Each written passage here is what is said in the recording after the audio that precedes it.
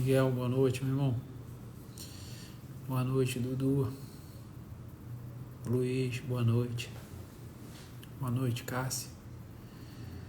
Maria Helena, boa noite. Gaixa, boa noite. Ricardo. Fala, Alexandre. Fala, Gabriel. Boa noite, Júlia. Rafael, boa noite. Lucas. Janaína, boa noite. De Marília, boa noite. Mona Lisa. Fala, Emanuel, tranquilo, meu irmão? Boa noite, Cristiane, boa noite. Boa noite, Thaís. Obrigado. Boa noite, Andressa. Boa noite, Emília. Boa noite, Cláudia, Roseli. Fala, Espadote, tranquilo, meu irmão? Sandra. Boa noite, Cíntia. Amém. Boa noite, Ramsés. Sidneia, boa noite. Cabriúva, São Paulo. Boa noite, Getúlio. Sara, boa noite. Solane, boa noite. Boa noite, Ellen. Ramsés, Felipe, Cunha, boa noite, meu irmão. Fala, meu irmão. Júlio, de Miami. Já me visitou aqui no Flamengo. Boa noite, Aline. Boa noite, Cíntia, primeira vez, né? Seja bem-vinda. Boa noite, Zaira. João. Boa noite, Mona Lisa, não sei não. Boa noite, Aninha. Comandos. Roosevelt, boa noite. PQD. Terapeuta, boa noite. Boa noite, Renice. Fala, Tarik, tranquilo, meu irmão? Boa noite, Kaique. Rômulo, boa noite, Zélia. Boa noite, Matheus. Ana. Fala, Woody, tranquilo, meu irmão? Boa noite, Daniel do Guarujá. Juazeiro do Norte, Ceará, boa noite. Boa noite, Ana. Boa noite, Matheus. Juliana Neves, seja bem-vinda. Thay Falcão, boa noite. Brasília, esse ano acho que não. Wellington, boa noite. Boa noite, Ângela. Victor, vocês também são presentes para mim, obrigado, meu irmão. Fala, José, boa noite, irmão. Como não ser vítima das lutas que não escolhemos? Não sendo vítima. Se for pro campo de concentração, não escolher. Tu vai chegar lá e vai falar, como é que eu domino isso aqui? O que eu tenho que fazer aqui? Adelaide, boa noite. Patrick, boa noite. Travou ou será que foi só pra mim? Bruno Macedo, boa noite. Boa noite, Carlos. Guilherme Silva. Tá noivo? Manda abraço, meu irmão. Deus abençoe. Fala aí, Igor. Boa noite, meu irmão. Chegar da missa com a avó e a irmãzinha. É isso aí. Boa noite, Lucas. Obrigado também por vocês estarem aqui comigo. Sandra, boa noite. Vitor, do Paraná, boa noite. Thelma. Francinalva, boa noite. Como saber quais amores devemos fazer durar? Você vai escolher, né? Todos nós fazemos amores durar. Não tem como não fazer, você entende? Agora aqui nós estamos fazendo um amor durar. É o que é. Vocês escolhem as presenças, mas não escolhem não se transformar nelas, né? Escolheram estar aqui e vai transformar. Grande Ajório.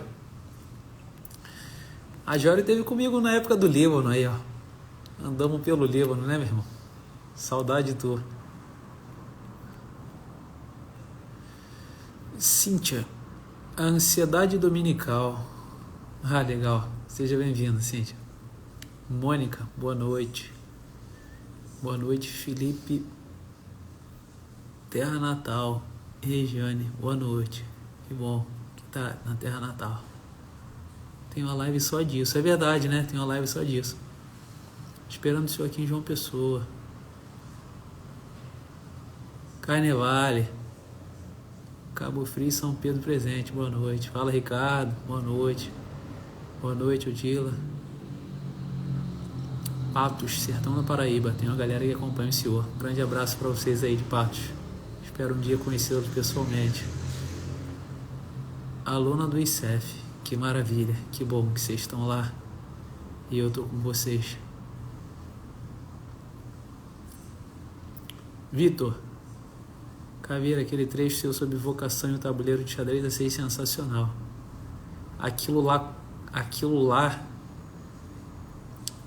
se as pessoas lembrarem daquilo, putz, elas vão ter vão tirar um piano da carcaça de tanta besteira que elas pensam. Albert, como dominar a quarta camada?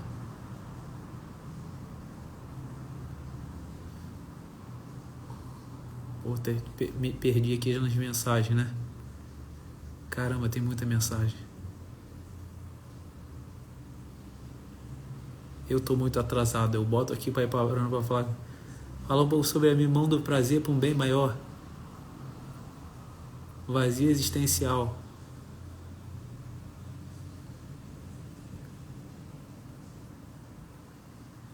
Seja bem-vinda, Priscila, à live. Primeira live, aluna do ICEF. Viriditas, Clau Viriditas, será? Seja bem-vinda, Clau.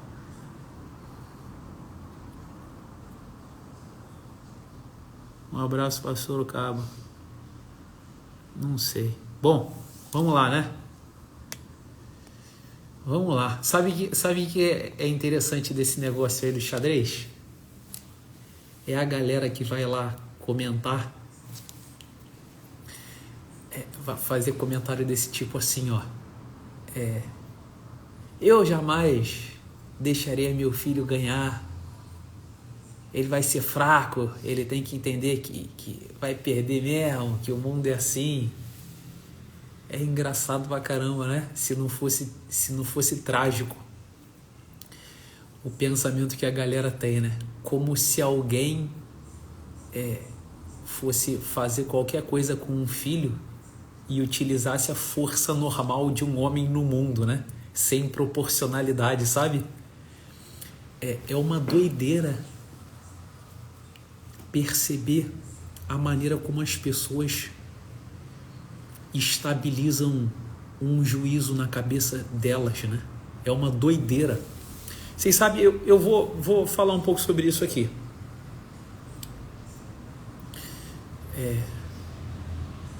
Quando a gente vai no passado, acontece alguma coisa na nossa vida, né? Comigo, contigo, com as pessoas.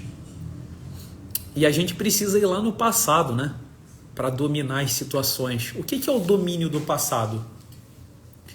O domínio do passado é fazer juízos sobre o que aconteceu. Então, olha só. Eu vou reposicionar aqui, vou posicionar novamente a temperança. E a gente vai fazer uma passagem da temperança para a justiça. Olha só. Você perdeu o emprego. Como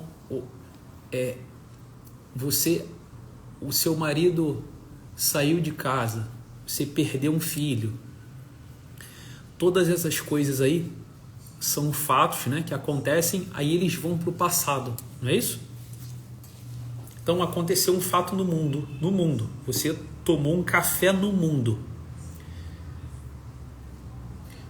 E aí vocês vão lá no passado para reviver essa experiência com o café e tentar se orientar no que está acontecendo, tá?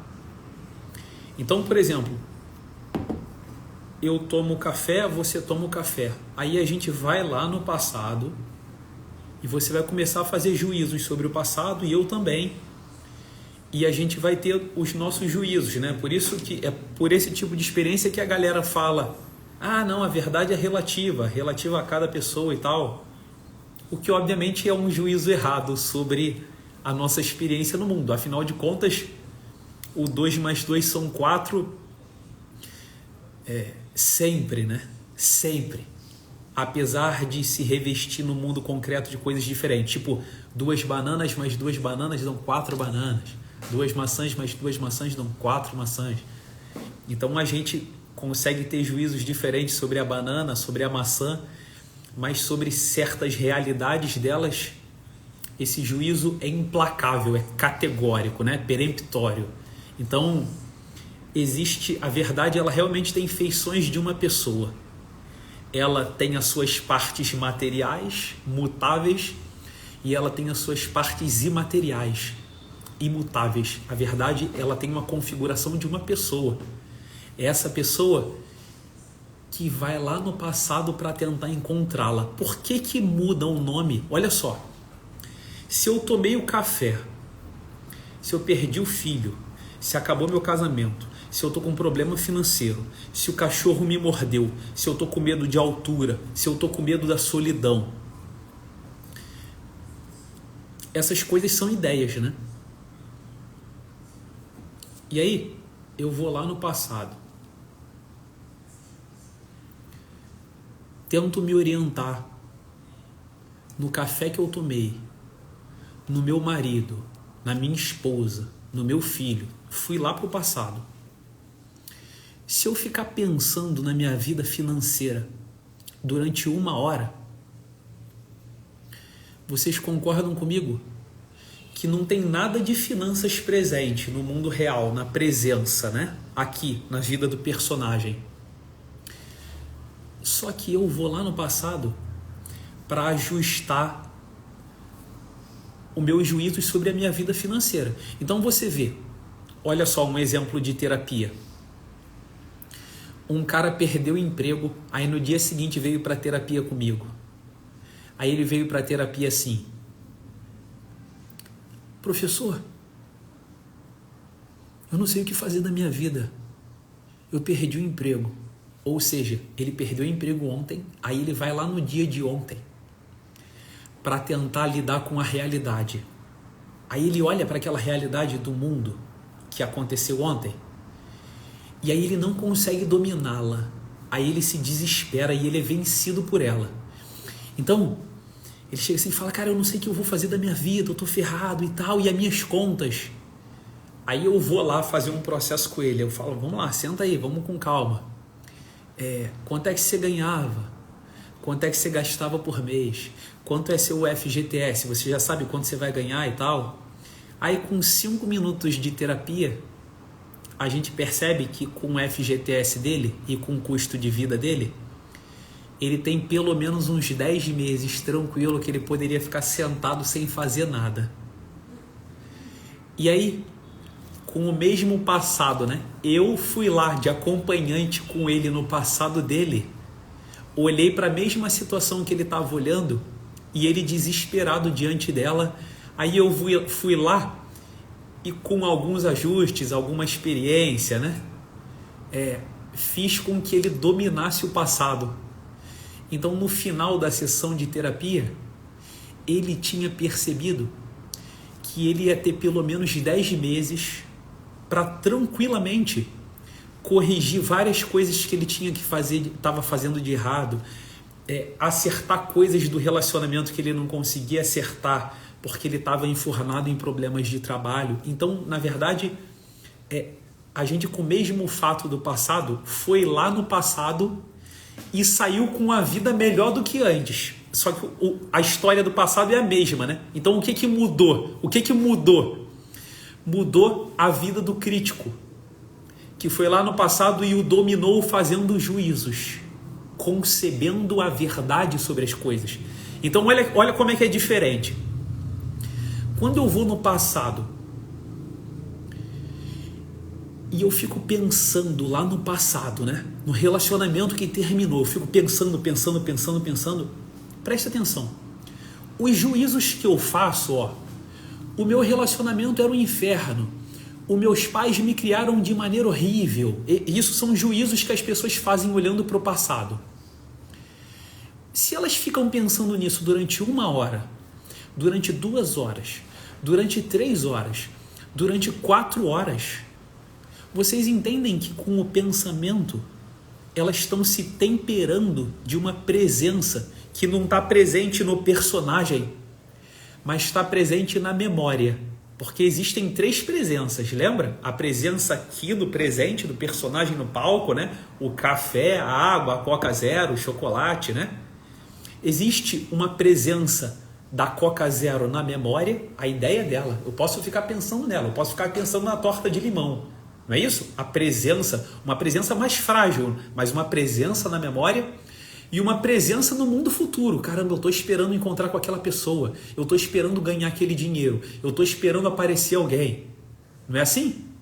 Eu estou esperando o meu curso dar certo. Você está pensando na imaginação. Então eu tenho 3 terras da presença, né? A presença aparece nessa terra aqui, ela aparece na memória e ela aparece na imaginação. Então por que quando eu trato do mundo do crítico lá atrás, eu não estou falando de temperança? Porque mudar a ideia de uma pessoa sobre dinheiro, mudar a ideia de uma pessoa sobre casamento, sobre família, mudar a ideia não é tempero, não é temperança. Mudar essa ideia assim, de uma pessoa que chega assim para mim e fala assim, casamento é sempre assim mesmo, se desgasta, né? Isso é uma verdade para ela e ela tem essa presença na memória, não é isso? Então eu ficar pensando nisso, a memória, ela se manifesta por uma parte do meu corpo, tá? Não é assim? Então eu ficar pensando num assunto me tempera uma parte de mim daquele assunto. Tanto é que tecnicamente, como é que é no mundo psicológico tecnicamente? Se você fica pensando muito na morte, e aqui tá um baita de um assunto para a gente falar um dia, quando as pessoas ficam falando assim, pega um livro de monge, um livro sobre as ideias monásticas, e aí ela fala assim, não, eu tenho que meditar sobre a morte. E aí ela começa a meditar sobre a morte todo dia. E aí sabe o que pode acontecer com ela? E aconteceu já com alguns pacientes comigo depois de um tempo? Eles não conseguiam mais deixar de pensar na morte. Só que isso os deixava disfuncional, eles começaram a ter medo, começaram a perder o controle, perder o domínio. Ou seja, eles se temperaram demais de uma presença na memória. Agora preste atenção. Você pode ter um juízo aí na tua cabeça, né? Assim, é bom pensar na morte.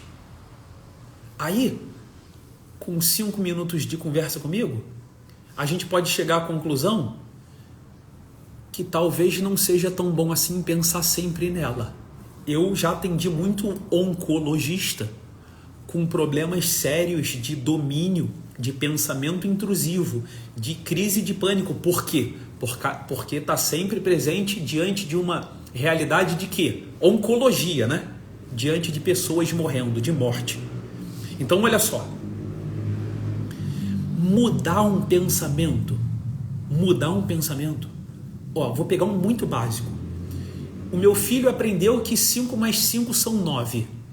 Aí eu chego assim para ele e falo assim, filho, 5 mais 5 são 10.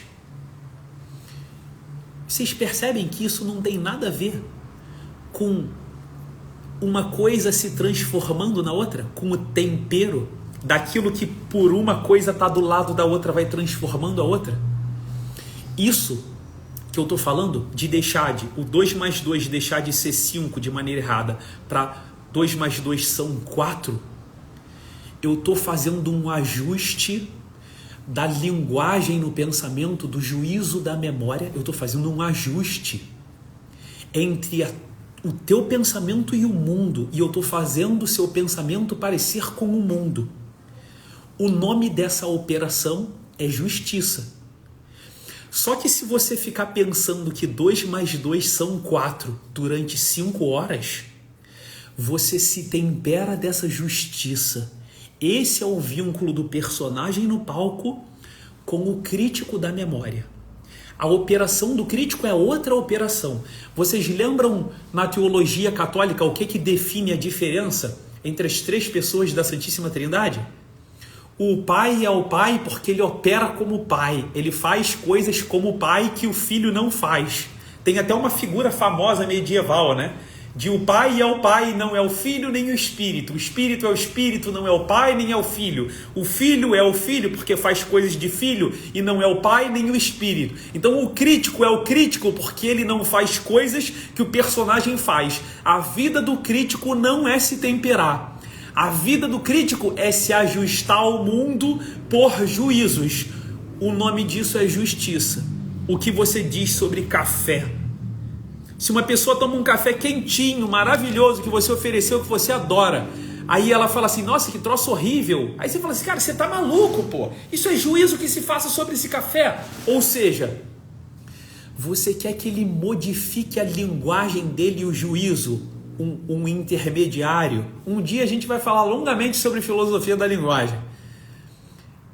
Esse intermediário entre você e o mundo real, que inclusive é o que baseia todo o conceito medieval sobre o que a gente chama de verdade, esse intermediário, ele precisa ser ajustado de uma maneira seríssima. Vocês veem, né? A Maria tá ali sentadinha, participando da live aqui com a gente, minha esposa. A gente toda semana senta aqui para ajustar as coisas, né? A gente vira e volta a estar ajustando linguagens sobre como que a gente vai falar coisas. Vocês não percebem como as pessoas... Vocês lembram na live na semana passada quando eu falei para vocês sobre o juízo que Sócrates tem sobre a vida humana? O juízo que Chesterton tem sobre a grama? Vocês perceberam como aqueles juízos são errados? São errados. Por que eles são errados? Por que aqueles juízos são mentiras? Porque eles deixam a gente disfuncional no mundo. O que é um cara... Perguntaram aí sobre a quarta camada, né? Vamos lá. Vamos olhar para a personalidade humana, para a gente não ficar solto no mundo. Olha para a personalidade humana. Eu vou posicionar para vocês o que o professor Olavo chamou de quarta camada. Olha só. Vamos para a personalidade. Eu sou seu chefe. E aí você chegou atrasado ou fez um serviço ruim. Aí eu chego para você e falo assim, ô Roberto, você fez um serviço ruim. Eu fazendo isso, minha linguagem está ajustada. Eu não estou generalizando a linguagem, eu estou usando especificamente para descrever um fenômeno. Você fez um serviço ruim. Agora eu vou dar um salto, hein? Que é o que as esposas fazem com os esposos e os esposos com as esposas, né? O seu filho, o seu esposo deixou a toalha molhada na cama. Aí você olha para a toalha molhada na cama e você fala assim para ele, você não aprende, pô, você é um bagunceiro. Então presta atenção no problema grave de linguagem que as pessoas têm. Elas estão olhando para um fenômeno. Existe uma toalha molhada na cama. Aí elas saem do mundo real, do mundo onde tem uma toalha molhada em cima da cama, e elas vão para o mundo do intelecto, do juízo puro. Por quê? Porque elas estão generalizando. Eu estou saindo do fato... Vocês lembram quando eu falei que eu olho para o café no mundo, para a toalha, e eu vou separar o fático do eidético? Porque o fático é a presença do personagem no palco. A presença do crítico, aquele que faz juízos, é o mundo eidético, o mundo das ideias, que depois ele passa para o roteirista, não é isso? Mas vamos ficar no crítico aqui. Aí eu olho para a toalha, e aí as pessoas vêm para a terapia e falam para mim assim, o meu marido é muito bagunceiro. E aí vocês lembram que eu falo para a pessoa, eu não tenho terapia para isso. Porque esse mundo é um mundo genérico. Eu não conheço esse mundo, eu não sou anjo. Eu não vivo no mundo do intelecto puro. Eu preciso saber o que o seu personagem, onde ele estava presente, o que aconteceu, o que ele estava olhando no mundo, para você olhar para o seu marido e falar assim, você é muito desorganizado. Aí a pessoa vai ter que ir lá no passado, olhar de novo para o que ela olhou e falar assim para mim, ele deixa a toalha molhada em cima da cama. Aí, qual é a terapia para essa pessoa? Ela tem que olhar para a toalha molhada e falar assim: a toalha molhada está em cima da cama. E isso aqui não é um bom lugar para ela estar, porque isso faz a nossa casa funcionar mal, a cama vai ficar molhada. Como é que é a terapia para o marido dela? É ele começar a lutar aí, 1 dia, 2 dias, 1 semana, 10 dias, para não deixar a toalha molhada.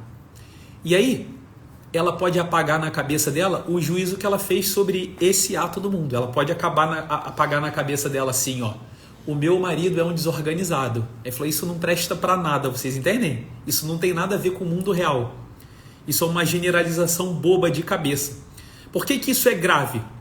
Porque é esse tipo de operação errada da justiça, do juízo no mundo. Olha, depois a galera que participar na comunidade, eu vou desenhar para vocês uma matriz, eu vou desenhar algumas funções e uma tabela lógica para vocês aprenderem a fazer juízos. Isso é simples, tá? Isso é uma maravilha para mim. Eu era monitor disso no colégio naval, de lógica, análise combinatória, matriz, essas coisas. Então eu vou botar isso aí junto com a linguagem, para vocês perceberem como é que se estabiliza a linguagem para a gente se orientar.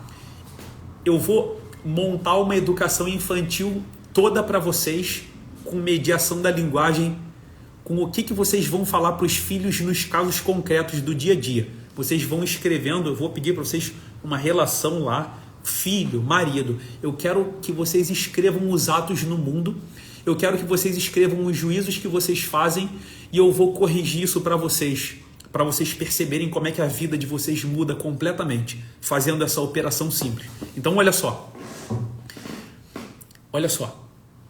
4ª camada. Os pais de Santa Teresinha pedindo para as pessoas em volta de Santa Teresinha: não digam que ela é bonita, não digam que ela é uma boa menina, porque ela vai se desorientar no mundo assim.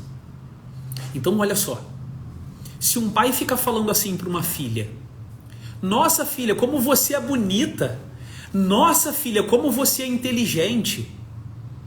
Pela minha última ou penúltima live, não lembro mais, vocês já perceberam que isso é um juízo errado sobre coisas materiais, né? Por quê? Porque se você não estudar, você vai ficar burrão. Se você não arrumar o cabelo, você vai ficar feião, não é isso? Se você não arrumar a sua casa, organizar a sua casa vai ficar uma zona. Esse é o mundo material. Ele tem que ser expresso no mundo da linguagem por um tipo de verbo que a gente chama de verbos de ligação, né? Ser, estar, ficar, parecer, permanecer, continuar. Eu vou ensinar vocês depois a fazer isso na prática.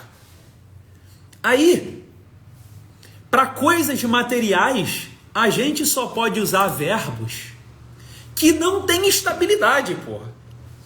Então, um verbo para uma toalha em cima da cama, para uma pessoa que está indo bem no trabalho, é que ela está indo bem, ela está ficando forte. Ou então, ela foi mal. E não que ela é isso, ou ela é aquilo. Porque o para o 2 mais 2 são 4, que é imaterial. Vocês entendem? Por que que o temperamento, por exemplo, sendo material, não pode ser causa de estabilização para a gente orientar a nossa vida? Porque tudo que é material é mutável. Então, se vocês chamarem temperamento, que é o mundo da temperança, né, de material, ferrou, não tem mais. Mas numa aula de simbólica eu vou mostrar para vocês como que isso é feito na cabeça de vocês. Vou desenhar uma matriz lá e vocês vão entender tranquilamente. As pessoas sempre entendem isso de uma maneira muito tranquila nas aulas. Agora, olha só. Vamos voltar para uma menina que foi criada assim pelo pai. Filha, você é tão bonita. Nossa, como você é generoso. Como você é bondoso. Você é. Aí ela fica com aquele juízo na cabeça. Eu sou inteligente. Aí um dia você distraído no trabalho, você errou uma conta. Aí o seu chefe, que também não sabe nada de linguagem, ele fala assim: pô, cara, tu é burro? Ou então vamos supor que ele até soubesse de linguagem e ele falasse certinho assim, ó: você foi mal nessa conta. Aí, como é que está a sua orientação entre o mundo real e o teu mundo do intelecto, da tua memória, o teu juízo sobre si? Ele está assim, ó, eu sou inteligente. E aí, como é que cabe um juízo de uma pessoa que é inteligente com uma operação de burrice? Não cabe. Então, o que é o que a gente chama, o professor Olavo chamou de quarta camada, é o que na personalidade humana? É uma pessoa que tem um juízo errado e ela não consegue se orientar no mundo, se sustentar, dominar o mundo por causa desse juízo errado. Então ela sofre demais, porque a vocação do crítico é dominar o mundo. E ela não consegue conceber de maneira nenhuma como o juízo dela sobre ela mesma não cabe naquela realidade. Vocês entendem que tragédia é isso? Que doideira? Isso é difícil para uma pessoa, né? Às vezes a gente fala assim, Diego, isso é uma bobeirinha. Pois é, mas vocês devem conviver com pessoas mais velhas, que já se tornaram quase que insuportáveis por causa dessas bobeirinhas, não é isso?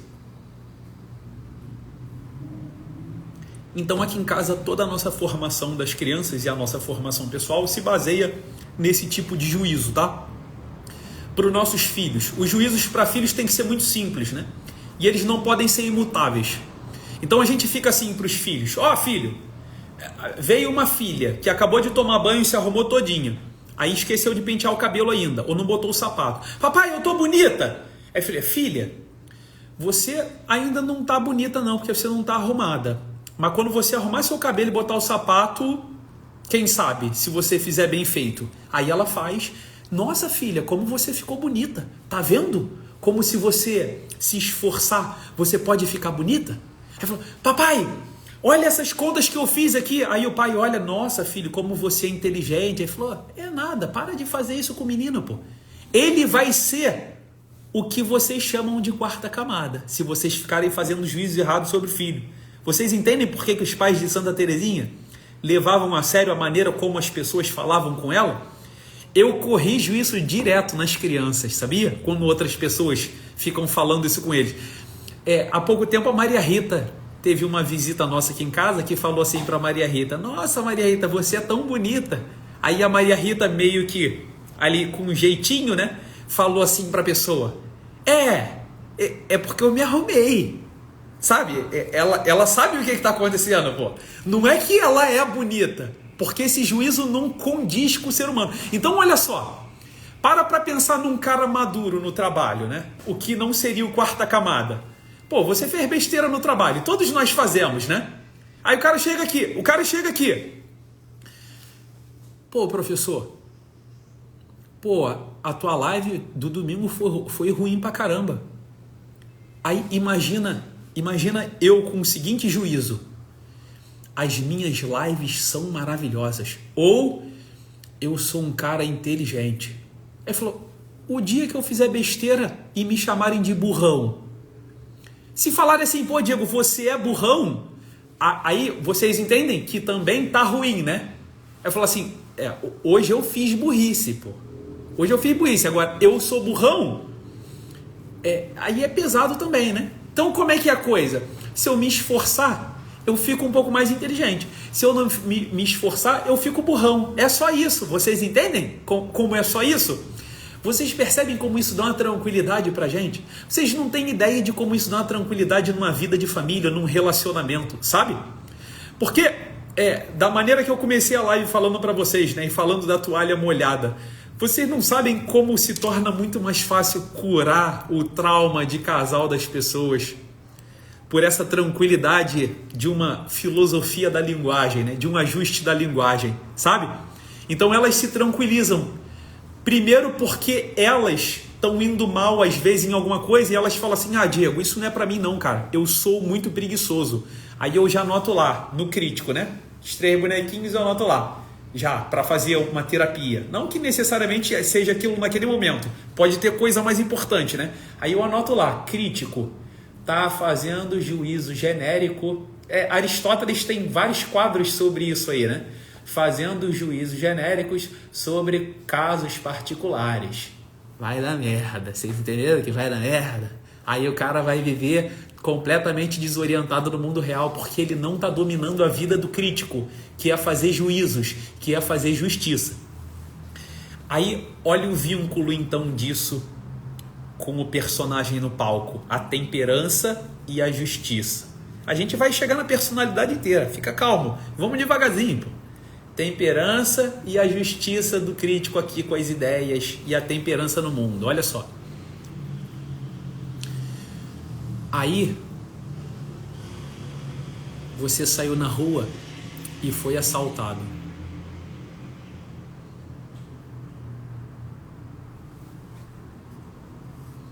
Então, olha só, vamos lá. Uma pessoa, você fala assim para ela, ó, para Santa Terezinha. Santa Terezinha, Deus foi muito generoso contigo, você é muito bonita, objetivamente. Ok. E aí ela queima o rosto de noite. Como é que eu faço o juízo de novo sobre isso? Ferrou, né? Então, onde que vocês podem se temperar mais disso?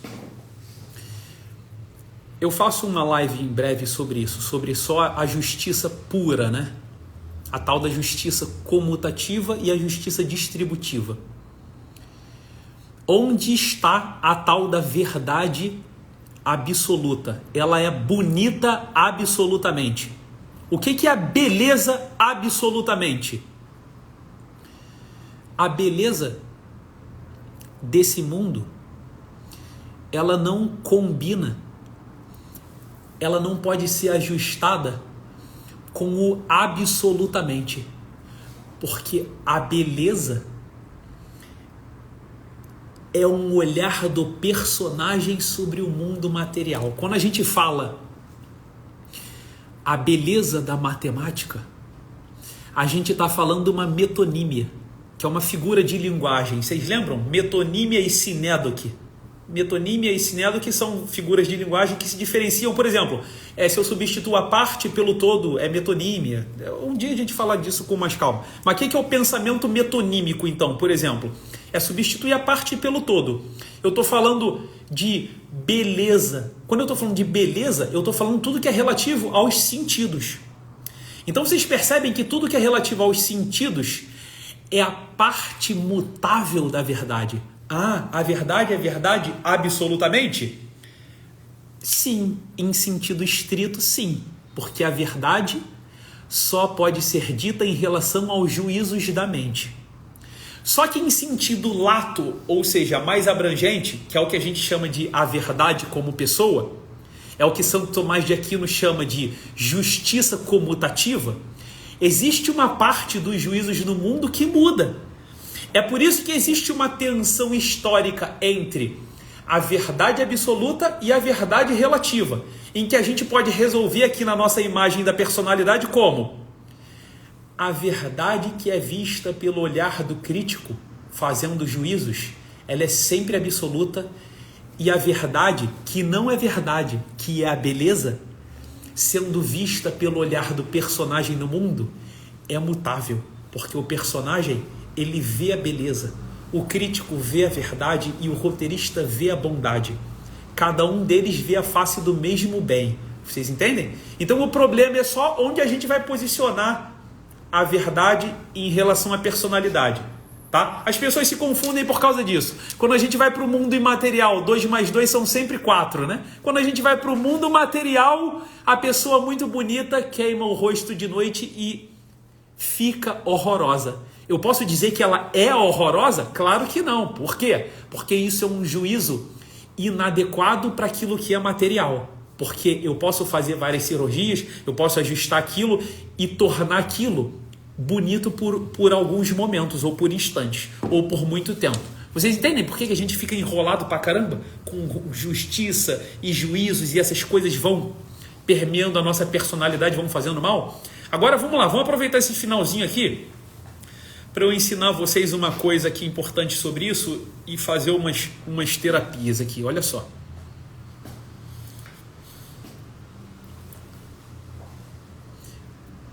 Eu fui para a rua e fui assaltado. Aí eu volto para casa Então o personagem no palco, ele presenciou uma falta de domínio, ele foi dominado, botaram uma arma no peito dele, ou então espetaram ele com um canivete. E aí ele perdeu o domínio sobre o mundo, ele foi dominado pelo mundo.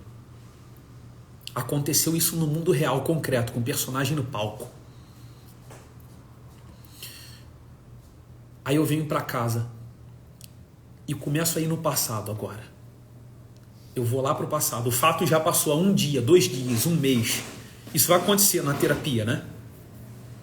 Isso acontece de maneira simples na terapia, tá? Uma pessoa que teve 10 relacionamentos e deu errado nos 10. Aí ela fala assim, eu perdi a esperança no relacionamento. Porque o passado, quando ela vai para o passado, ela não consegue entender, dominar. Ela está sendo dominada. Então ela vai perdendo a esperança por um juízo errado que ela fez no crítico. Porque a fé do crítico, a crença do crítico, a justiça do crítico é o fundamento da esperança do roteirista. Não é isso? Hoje é dia de São Paulo, né? Vamos falar como São Paulo falou. A fé é o fundamento da esperança. Tá? Dia de São Paulo é São Pedro de São Paulo hoje. Ok. Aí eu vou lá no passado. Aconteceu um fato no mundo com o meu personagem no palco. Botaram a arma no meu peito e me deram a coronhada na cabeça. Aí eu vou lá para o passado agora. Vou pensar nisso que aconteceu ontem. Semana passada, mês passado. Aí eu fico pensando nisso. 1 hora, 2 horas, 3 horas. Então eu estou a 1 hora, a 2 horas, a 3 horas perdendo o controle sobre o mundo, me temperando de uma derrota, de uma falta de domínio. E aí eu vou me temperando tanto disso, me temperando dessa presença da memória. Ah, Diego, mas você falou que a presença, que na memória é juízo. Ele falou, calma, as ideias da memória são juízo, mas o tempo de presença das ideias é temperança. Porra. Aí você está se temperando 5 horas do pensamento de que se você sair na rua, você vai ser assaltado. E aí quando você fala assim, eu não quero mais pensar nisso, aí você percebe que esse pensamento fica voltando para você. E aí a gente vai chamar isso tecnicamente de pensamento intrusivo, né? Você não consegue mais parar de pensar numa coisa e quando você não quer pensar, aquela coisa volta. Isso aí na psicologia, na psiquiatria, se chama pensamento intrusivo. Aí você fica lá. Caramba, agora ferrou, Diego. Eu não consigo mais sair na rua. Então, olha só. Como é que se faz terapia para essas coisas? Ó, eu me ferrei no mundo, não dominei com o personagem no palco. Aí fui para o passado fazer juízo sobre aquilo, não dominei. Então, o que o meu roteirista espera? Ele espera que eu saia na rua e eu seja assaltado de novo e tome outra coronhada e morra. Aí agora eu tenho 3 pessoas doentes. Eu tenho a pessoa do presente que não domina. Vamos para o relacionamento, que é mais comum. Meu relacionamento foi horrível com o meu último namorado, com o meu ex-marido. Eu me batia, me maltratava, me enganou, me traía. Isso com personagem no palco. Aí você vai lá pro crítico fazer juízo sobre essa experiência que você viveu. Aí você faz assim, ó. Esse é o juízo que você faz na sua cabeça, ó. Homem não presta. Todos os homens traem. Vocês estão percebendo o que está acontecendo? Vocês estão fazendo juízos estáveis sobre coisas que são completamente instáveis e que mudam toda hora. Vocês vão se ferrar na vida. Vocês estão ferrados pra caraca. Vocês não vão conseguir viver. Aí, o que o terapeuta tem que fazer? Ele vai lá no passado. Olha que bonito isso. Olha que bonito. Na renovação carismática católica, existe um procedimento espiritual que o pessoal chama de cura interior. Eu, quando tinha uns 16, 17 anos, eu fui na Canção Nova e aí eu me expus a um momento de cura interior.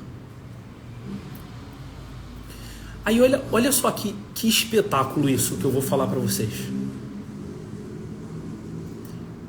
Eu deitei lá num lugar e aí a pessoa que estava me conduzindo falou assim para mim: Vai lá no passado, na tua vida, num lugar escuro, ruim, sofrido, dolorido. Aí eu fui num momento aloprado assim, ruim da minha infância. E aí a pessoa falou assim para mim, eu estava naquele lugar no passado e eu deitado no presente, olha a temperança, o meu coração acelerado, eu suando frio, ou seja, eu tô aqui deitado no presente, mas eu fui lá no passado e eu voltei num lugar em que eu não domino, tô de olho fechado. Aquela pessoa falou para mim só isso aqui, ó. O que você tá vendo? Aí eu narrei o medo, a falta de domínio, a agonia, a angústia no meu peito para ela. Aí ela falou assim para mim, olha bem, olha em volta, vê se Jesus não tá aí sentado te olhando. Porra. Olha que atividade extremamente simples que eu tô falando para vocês, pô. Eu fui no mesmo lugar, olhei o desespero, a angústia, a solidão, o medo. Sempre que eu falo isso, eu me lembro de um cenário, de dois cenários, né? Um cenário narrado num livro chamado A Vida de Santo Antão, escrito por Santo Atanásio. E de um outro cenário da vida de São Pio de Pietrelcina, que é o seguinte, esses dois santos tiveram em comum de que eles eram espancados pelo demônio, né?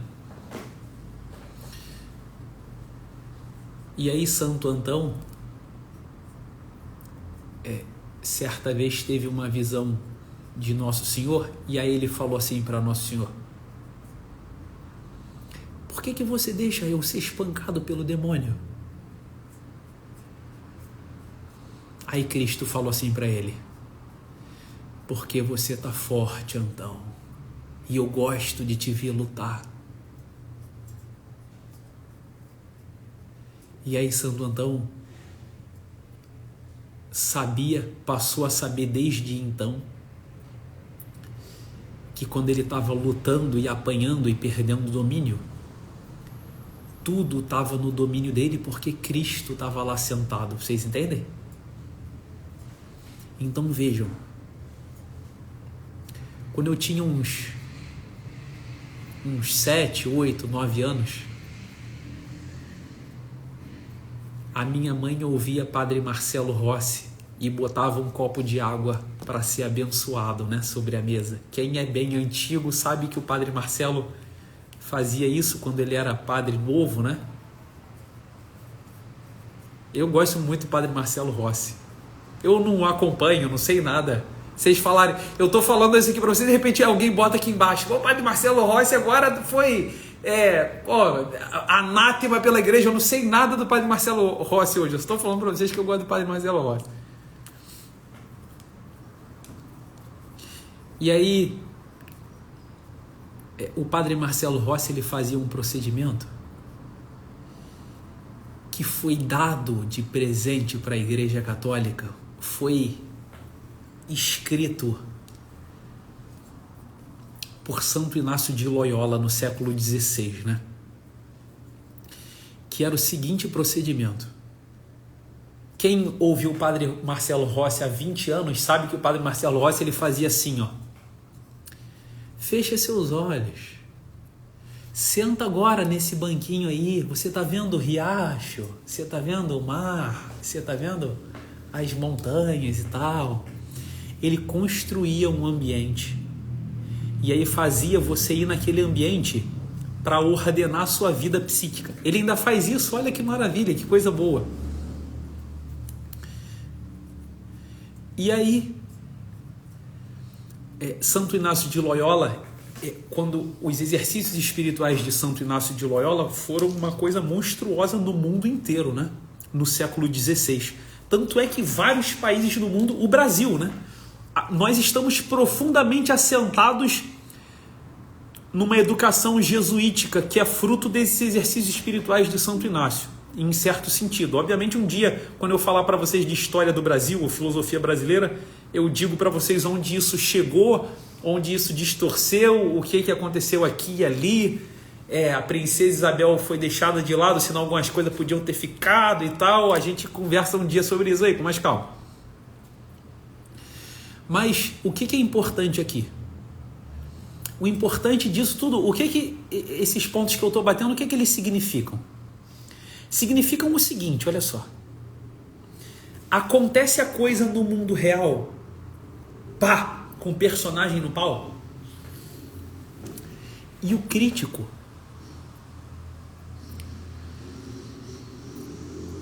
o intelecto ativo,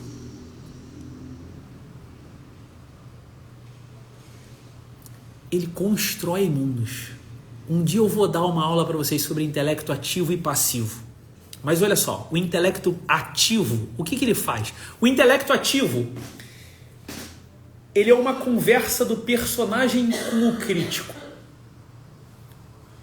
O crítico tira o juízo do mundo real e se orienta em todo o mundo psíquico pelo intelecto ativo. Ele intelige o mundo real. É o intelecto que lê o mundo, ele é ativo. Depois ele passa esses juízos, essa inteligência para o roteirista no futuro. E o roteirista do futuro, ele começa a imaginar mundos possíveis. Ele constrói mundos e desfaz mundos num estalar de dedos. Eu falo uma coisa para vocês e eu mudo toda a perspectiva de futuro de vocês. Como vocês disseram quando eu dei para vocês uma aula, fiz a live para vocês sobre a esperança invencível, falando do roteirista do futuro. Então o intelecto passivo, ele olha para o futuro e ele constrói o mundo inteiro. E eu posso falar uma coisa para vocês sobre o mundo. Na cabeça de vocês existe um mundo onde vocês vão sair pela porta e vão ser assaltados. Aí com meia hora de terapia, eu construo um outro mundo na cabeça de vocês. Como? Com o intelecto passivo agora. Com um intelecto que não está inteligindo mundos, mas que está pegando mundos inteligidos e está construindo mundos possíveis. E eu posso pegar um mundo possível e desfazer num estalar de dedos e construir um mundo novo. A esperança invencível. E essa capacidade de construir mundos e desfazer mundos em um estalar de dedos, que são os futuros possíveis, ela é tão gigantesca. Ela é uma espécie, o intelecto passivo, ele é uma espécie de sarça ardente, né? Ele queima, você o exercita, você o consome e ele não se desgasta nunca. E você sempre pode fazer isso novamente, milhares de vezes com o mesmo pensamento, com o mesmo lugar. Tanto é que lá no Oriente, na época que eu morava no Líbano, quando eu li Averroes e Avicena, que falaram muito sobre intelecto passivo, eles confundiram o intelecto passivo com o próprio Deus. Chegaram num erro. Por quê? Por causa da potência do intelecto passivo. Qual que é a diferença do intelecto passivo, que pode construir todos os mundos possíveis, e Deus? Que o intelecto passivo pensa e nada acontece com a tua vida, né? E Deus, quando pensa, Quando ele pensou Diego existiu. Então o intelecto ativo e passivo de Deus, ele tem um outro patamar, né? O mundo material é submisso ao intelecto deles. Pra gente, se a gente submeter o mundo material ao intelecto ativo e passivo, a gente constrói o que a gente chama no dia a dia de ideologia. Mas então, onde é que a gente pode ficar por aqui? Esses assuntos são bons pra caraca, né? De repente pra vocês é chato, mas pra mim isso é uma maravilha.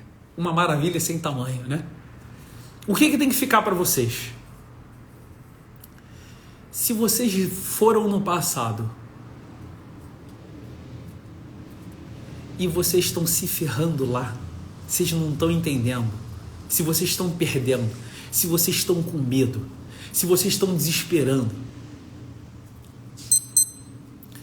vocês estão fazendo merda, porra. Porque a vocação do crítico é dominar o mundo passado. O homem que se converte num instante só, o bom ladrão, Santo Agostinho, ele não voltou lá no passado e não organizou tudo num modo que ele chamou de ordo amores, né? Eu ordenei tudo pelo amor. Mais uma vez, vão lá e assistam 100 vezes a live sobre a esperança invencível. Por quê? Porque em um instante, eu ajusto um juízo para vocês, o do domínio, o da esperança certa, e 100 vezes para vocês se temperarem dessa ideia, porra. Porque vocês se temperam da ideia que vocês vão ser assaltados na rua, que vocês vão passar fome. Porque vocês pensam nisso há muito tempo, porra. Porque vocês deveriam pensar o tempo todo, de maneira audaciosa, que vocês vão enfrentar o mundo de amanhã e vocês vão fazer coisas maiores do que Cristo fez. Porque isso é uma promessa dele, não minha, porra. Foi ele que falou isso, vocês entendem? E em breve a gente fala do que é olhar para o mundo com audácia, porra. Por que eu, na minha adolescência, olhei para o mundo, para a filosofia, para os santos doutores e pensei assim, cara, se eu estudar todos esses caras, eu posso organizar tudo isso aqui que está bagunçado. Eu posso descobrir por que tem essa zona aqui da verdade. Eu posso descobrir por que tem essa zona aqui do temperamento. Eu posso descobrir por que tem essa zona aqui, cada um fala uma coisa sobre virtude. Por que tem um pensamento audacioso que pode olhar para o futuro para dominá-lo completamente? Porque essa é a nossa vocação, porra. Se vocês estão olhando para o passado e estão se ferrando, a justiça que está na cabeça de vocês é uma injustiça. E vocês precisam corrigir juízos. E num instante, mas é um instante,